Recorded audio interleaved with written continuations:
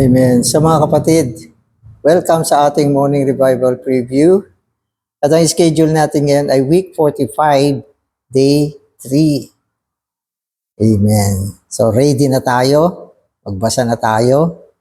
So Bible verses, Genesis 5:24, and Enoch walked with God, and he was not, for God took him.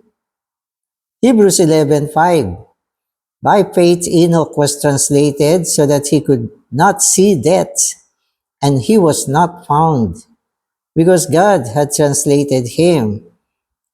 For before his translation, he obtained the testimony that he had been well-pleasing to God. So, ang ganda ng mga sinasabi rito tungkol kay Enoch. So, si Enoch. So, sa Old Testament ito. Nung nakaraan, binanggit naman si Enosh.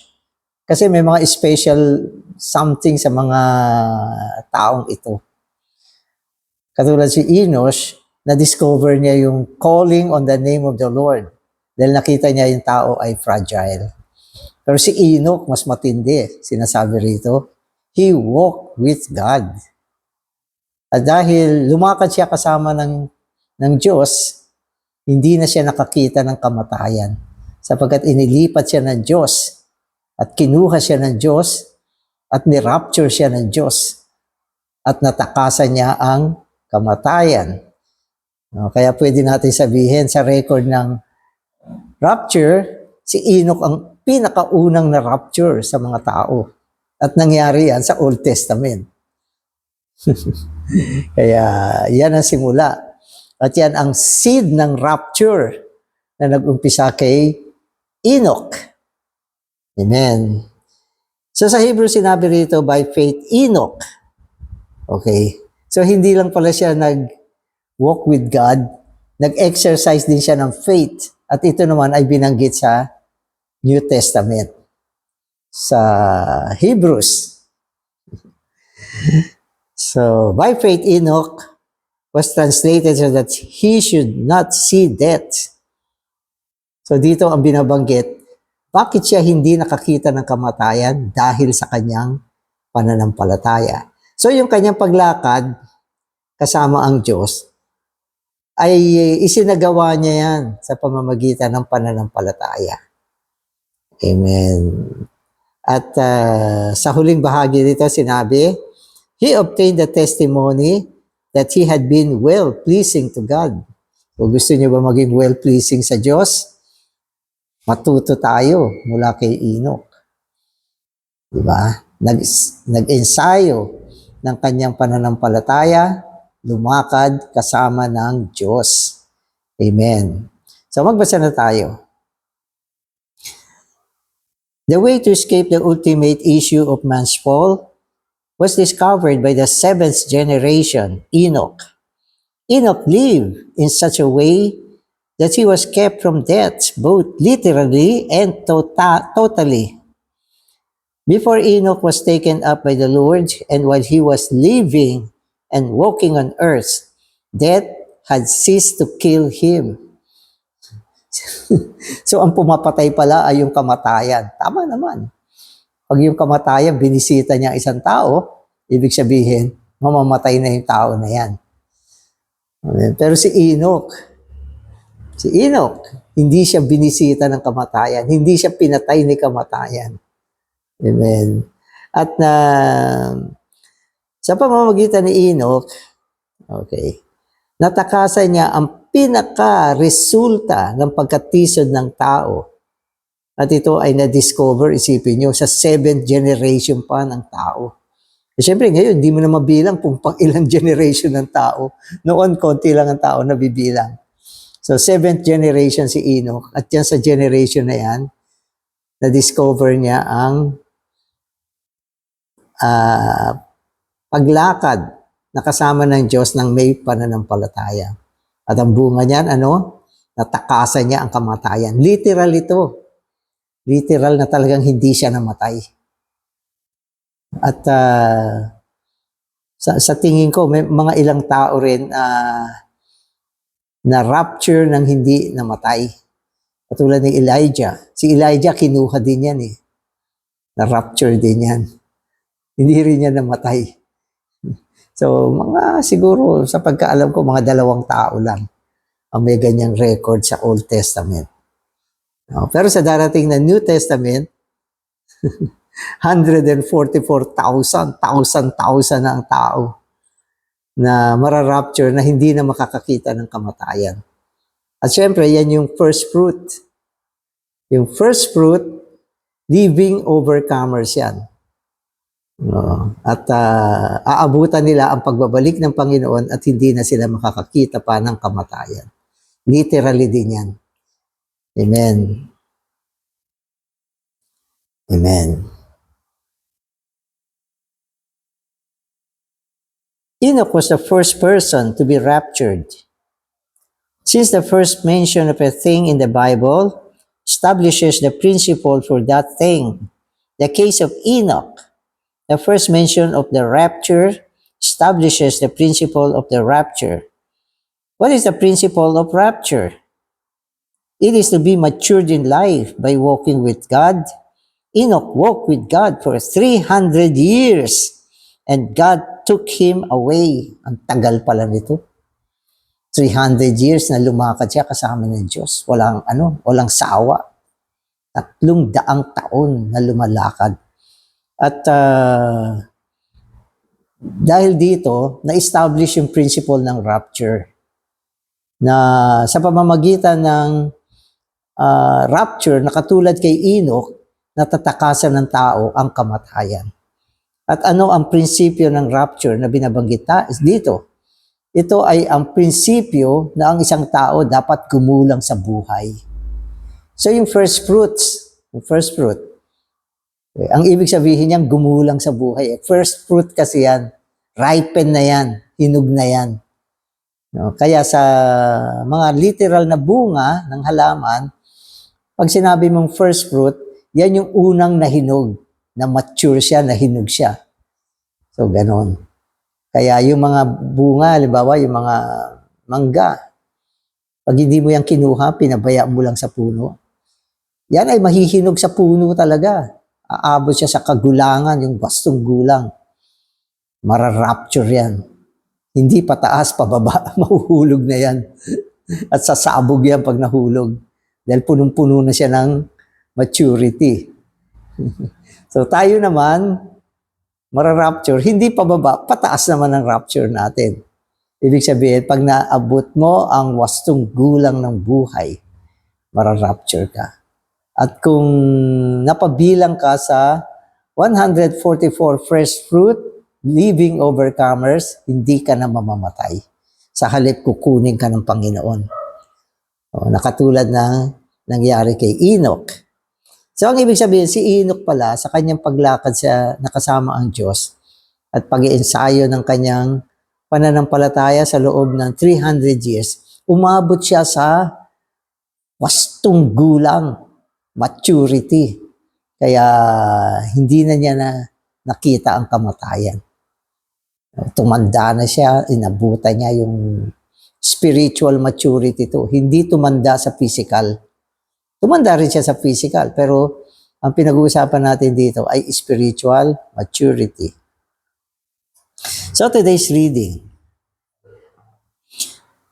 Do you expect to be raptured? If you do, you need to walk with God. You should not only call upon the name of the Lord, but should also walk with God. The calling must be followed by the walking. To walk with God is not to override God, not to be presumptuous, not to do things according to our own concept and desire, nor it is to do anything without God. To walk with God is to take Him as our center and everything to do things according to His revelation and leading, and to do everything with Him. It is not only to live for God and to do things for God, but to live and do things according to God and with God. Enoch would walk with God in such a way, living and doing things according to God and with God, not according to his own desire or concept or according to the current of the age in which he lived. Amen. So siguro maring hindi nyo naiintindihan, ano ba yung walk with God? Yung walk kasi rito ay kinapapalooban ng lahat ng bagay sa buhay natin. Lahat ng activity natin, ito ay dinidescribe ng isang word lang, walk. Habang nagsasalita ka, you are walking. Meron kang ginagawa, you are walking. Naglilingkod ka sa Panginoon, you are walking. Nagpipreach ka ng gospel, you are walking. So the word walk dito ay kinapapalooban ng lahat ng bagay sa buhay natin. So ibig sabihin, si Enoch, lahat ng bagay na ginagawa niya, kasama niya ang Diyos. So yun yung walking with God. At hindi lang kasama niya ang Diyos, kung may ginagawa siya, lahat ng kanyang ginagawa ay ayon sa Diyos. Gusto ng Diyos. Kalooban ng Diyos, prinsipyo ng Diyos, plano ng Diyos, ayon sa ekonomiya ng Diyos. So wala siyang ginagawa na hindi ayon sa Diyos. So lahat ng bagay sa buhay niya, nagawa niya yan sa loob ng 300 taon. Kaisa niya ang Diyos. So yun yung walking with God. So, hindi ito literally na, ka maglakad tayo ng sabay. Hindi. Ito ay kinapapalooban ng lahat ng bagay. Kaya kung gusto mong ma-rapture, gusto mo ba ma-rapture sa pagbalik ng Panginoon? Dapat lumakad ka kasama ng Diyos. No? Na ang ibig sabihin dito, lahat ng mga ginagawa natin, ay ginagawa natin hindi sa paraan na wala ang Diyos. Palaging nandyan ang Diyos. Unang-una, ginagawa mo yung gusto niya. Pangalawa, ginagawa mo kasama siya. At ginagawa mo sa pamamagitan niya. So yan yung walk with God. Talagang sa panahon natin ngayon, siyempre sa bagong tipan, ang Panginoon nakakaisa natin sa ating espiritu. Di ba? Kaya lahat ng ginagawa natin dapat nasa espiritu. Yun ang ibig sabihin nito. Kasama ang espiritu, tayo ay, actually nung binanggit sa New Testament yung paglakad, sinabi sa atin, walk according to the Spirit. So yan yung katumbas sa New Testament. Ang mapa sa espiritu, kaisa ang espiritu, gumagawa sa loob ng espiritu sa pamamagitan ng espiritu. So yan ang walking with God. So mas practical at simple sa pananalita natin ngayon. Huwag kang gagawa nang wala ang Diyos. Ang ibig sabihin, huwag kang gagawa sa labas ng Espiritu. Panginoon, gagawin ko to. Gusto mo ba to? Panginoon, samahan mo ko. O Panginoon, ikaw ang gumawa nito. Ikaw ang aking maging talino. Ikaw ang aking lakas. Okay? Ikaw ang aking motivation. Pamamaraan, Panginoon, maging ang aking pagsasalita, ang aking kaisipan, itutuon ko sa iyo at tatamuhin kita. No? Ang iyong pagtuturo sa pamamagitan ng pagpapahid, ang aking magiging daan. So, yan yung application sa bagong tipan. Amen. Please tell me, is God walking with you or are you walking with God? Was God walking with Enoch? Or was Enoch walking with God? The Bible does not say that God walked with Enoch. It says, Enoch walked with God. So may kaibahan kasi yon. Si Enoch walked with God. Okay? Hindi yung God walked with Enoch. Malaking kaibahan yan. So mga kapatid, parang katulad yan binanggit ko noong nakaraan, yung sumusunod sa kordero. Ikaw ba ang sumusunod sa kordero o yung kordero ang sumusunod sa iyo? So ganun din ito. Si Enoch ay lumakad kasama ang Diyos. Hindi ang Diyos ay lumakad kasama. Okay. Si Enoch ay lumakad kasama ang Diyos. Okay, hindi yung ang Diyos ay lumakad kasama si Enoch. Oo. So, hindi nagli-lead si Enoch. Ang Diyos ang nagli-lead sa mga gawain. Ganon. Kaya, kasi minsan may mga pangyayaring ganito eh. Sa akin kasi minsan may mga pumupuntang kapatid, nagawa na nila yung mga plano nila bago sila pumunta sa akin. At babanggitin nila yung mga gusto nilang gawin, yung mga plano nila. At konting ano lang, ang hinihiling nila ay more on confirmation. Sino ba naman ako para mag-confirm? Nang ibig sabihin, brother, so ganito yung mga gagawin ko. Ayan, gusto ko ipaalam sa iyo. Maganda naman, may fellowship. Pero wala na ako sasabihin dyan. Kasi plinano mo na yan. At ang gusto mo, dyan sa plinano mo, ay sumama ang Diyos sa iyo. So yan ay hindi walking with God. God walking with you. Kasi ikaw yung nagplano, ikaw yung nanguna. No? So pinakamainam pa rin mga kapatid, ay idulog natin sa Panginoon ang mga bagay sa buhay natin, mag-intay tayo, tanggapin natin kung ano ang kanyang kalooban. At mula dyan, ang iyong paggawa ay bunga ng iyong pananaliksik sa puso ng Diyos, sa kaisipan ng Diyos. Ano ang gusto mo, Panginoon? Bigyan mo ako ng damdamin, bigyan mo ako ng liwanag, upang kung ito ay nanggaling sa iyo, sigurado kasama kita. No? At sigurado pangungunahan mo ko dito sa mga bagay na ito. So napakasensitibo ng mga term na ito. Amen. In order to walk with God, we must be with Him. We must be one with Him in our thinking, loving, and choosing. It is not easy for one person to walk with another. So, hindi madali kasi ito na ang iyong direksyon, ang ibig sabihin, ang direksyon mo rito ay ang Diyos eh. Hindi madali. Sapagkat tayo mga tao, binigyan pa rin ng Diyos ng free will. Tayo ay mga tao may kaisipan, may damdamin, may pagpapasya, na kaya natin gumawa maski walang Diyos. Tama ba yan? Oo. Magagawa mo lahat ng bagay nang hindi nagtatanong sa Diyos. At pwede kang mag-isip nang wala ang Diyos.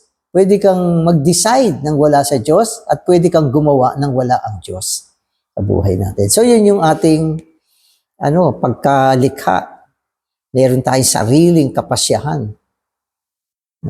Pero dahil sa pagkatisod, ayaw nating gawin yan. Sapagkat naniniwala tayo, kung tayo ay gagalaw sa ating sarili, ang ating direksyon ay ang ating buhay kaluluwa. At malinaw na pinakita sa atin, ang buhay kaluluwa natin ay merong koneksyon kay Satanas. Kaya ayaw natin tahakin yung landas na yan. Ang isang bahagi lang natin na maaasahan natin ay ang ating pinaghalong espiritu. Dapat yan ang boss mo.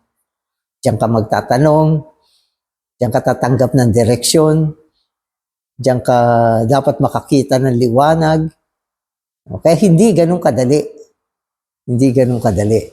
Kasi pag sinabi natin bumabaling tayo sa espiritu, lumalabas tayo sa ating natural na buhay. Na itatakwil mo ang iyong sarili at nakakabaling ka sa Panginoon lang at siya lang ang ating inaasahan.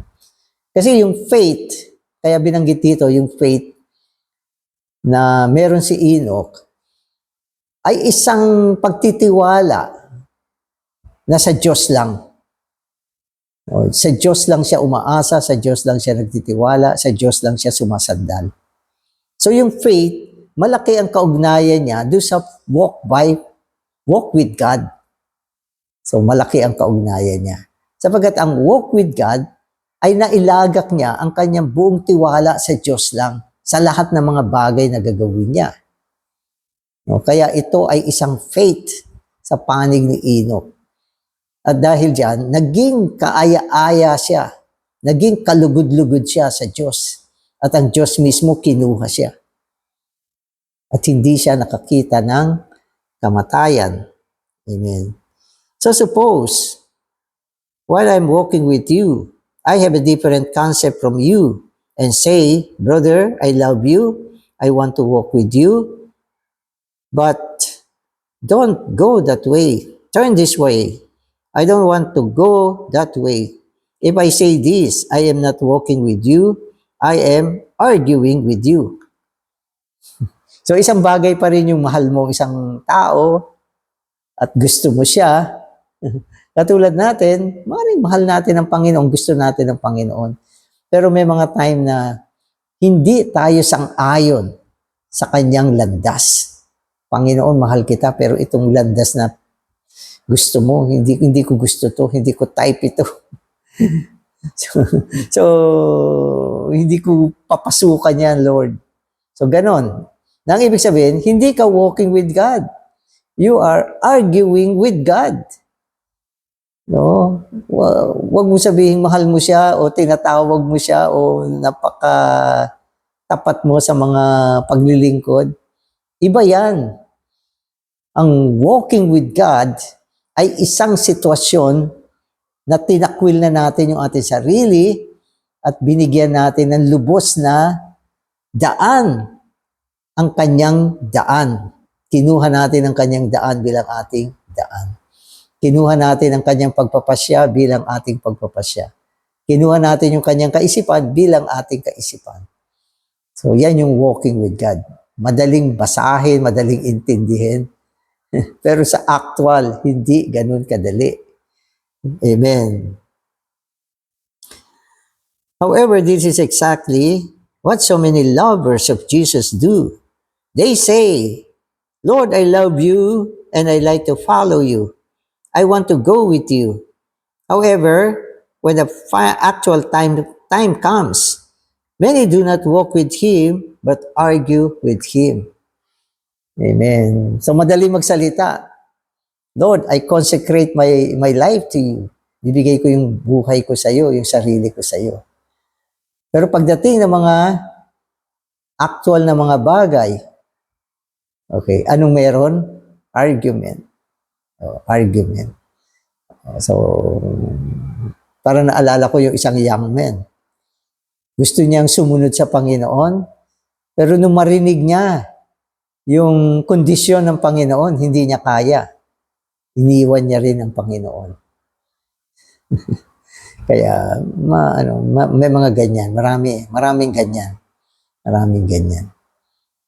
So, may mga kapatid din noon na nag-fellowship sa akin at hindi ako sang-ayon sa kanilang mga desisyon at pinilit pa rin nila. So, hindi naging maganda yung outcome. Kaya minsan, yung blessing ni Lord nawawala. Dahil ang ating mga ginagawa ay hindi sa prinsipyo ng paglakad kasama siya. Amen. For you to walk with the Lord implies a great deal. The denial of yourself, the denial of your thinking, and your loving, the denial of everything that is of you. It implies that you have given yourself to Him, that you will give in to Him and let Him take the lead. Lord, I give in, and allow you to take the lead. Ito ako, sasama sa iyo, susunod sa iyo. Pipiliin ko lang kung ano yung gusto mo. So, hindi ganun kadali. Pero yan talaga yung walk with God. Isang buhay na walang sariling pagpapasya, o bagamat merong gusto, pero hindi ginagawa sapagkat hindi iyon ang gusto ng Panginoon. Amen. So, araw-araw ganyan. Every day following Him, every day submitting to Him, araw-araw lumalakad kasama niya hanggang isang araw. Sabi siya ng Panginoon, alika na, sumama ka na sa akin. Boom! Rapture na yan. Amen. So yan lang naman ang paraan para tayo ay maging kaluguran ng Diyos. Kaya ang Biblia matindi yung pagtuturo niya. Ang linaw na sinasabi sa atin na kailangan itakwil natin ang ating sarili. Amen. Amen.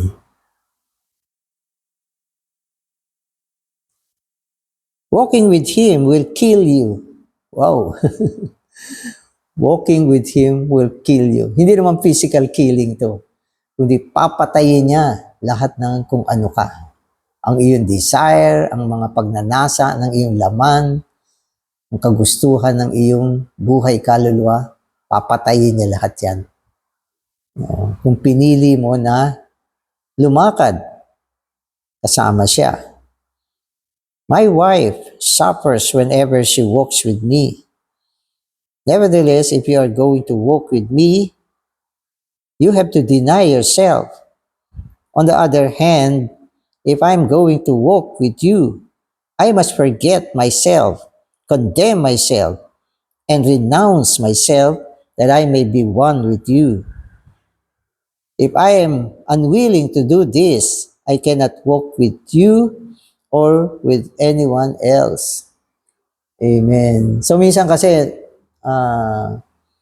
merong mga mag-asawa na nagkakaroon ng kontra. Maaaring ang isang party ay mas malinaw ang kanyang pagsunod sa Panginoon. Malinaw ang kanyang pagsunod sa Panginoon. Yung isa naman, hindi gaano. Kaya kung itong hindi ganong malinaw sa Panginoon, sasabayan niya yung kanyang asawa na totoong nagmamahal sa Panginoon, tinatahak ang landas ng Panginoon. Yan ay isang pagdurusa para sa kanya. Isang pagdurusa. Halimbawa, may mga brother na may puso sa Panginoon, gusto maglingkod, yung iba ay nag-full-time. Yung wife niya, walang ganyang puso, ayaw niya yung ganon. Pero pinilit niya sumunod doon sa kanyang asawa. At yan ay isang naging malaking pagdurusa sa kanya. Kasi ibang desire meron siya. Halimbawa, nag-full-time yung asawa niya. Wala silang kotse. Wala silang bahay. Wala silang malaking income. At hindi siya makapag-shopping.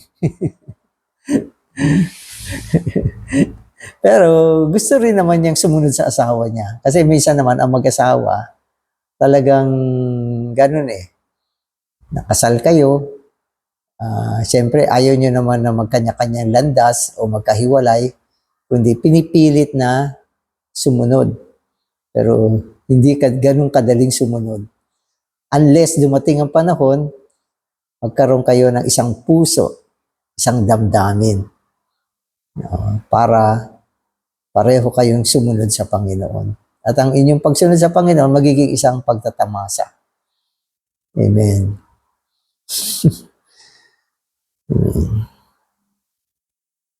Okay.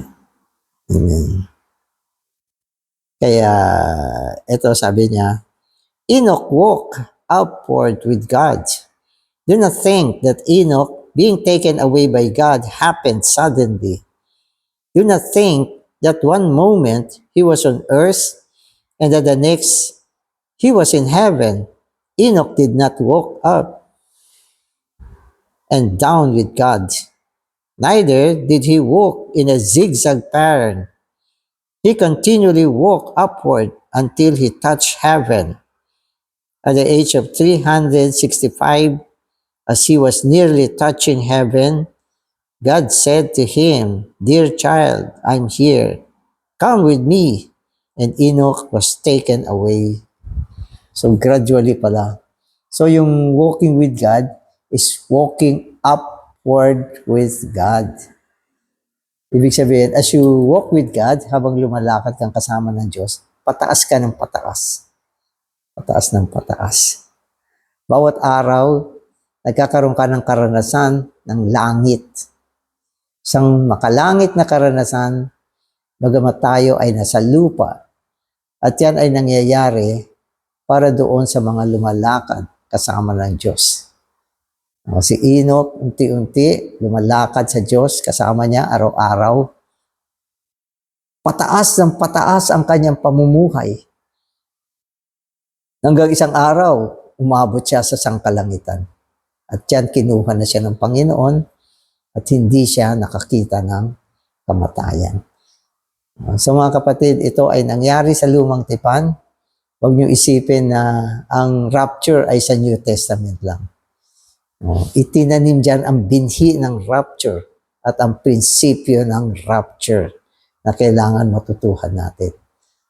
Kaya diretsang sinabi sa atin, ang prinsipyo ng rapture ay growing to maturity. At alam natin, ang growing to maturity ay ang lumakad kasama ng Diyos sa buong buhay natin dito sa lupa. Hindi ako hihiwalay sa iyo, Panginoon. Ang daan mo, ang aking daan.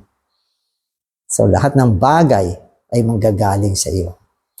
Amen. Salamat, Panginoon. Pinakita mo sa amin ang prinsipyo ng rapture. Salamat ito ay nangyari sa Lumang Tipan. Binigyan mo rin kami ng isang magandang ehemplo sa pamamagitan ni Enoch na nag-ensayo ng kanyang pananampalataya upang lumakad kasama ng Diyos sa loob ng 300 taon. Panginoon, salamat din na sa loob kami ng bagong tipan kung saan ikaw ang Espiritu na nananahan sa loob namin at kami lalakad kasama mo sa pamamagitan ng paglakad at pakikipag-isa sa Espiritu. Amen.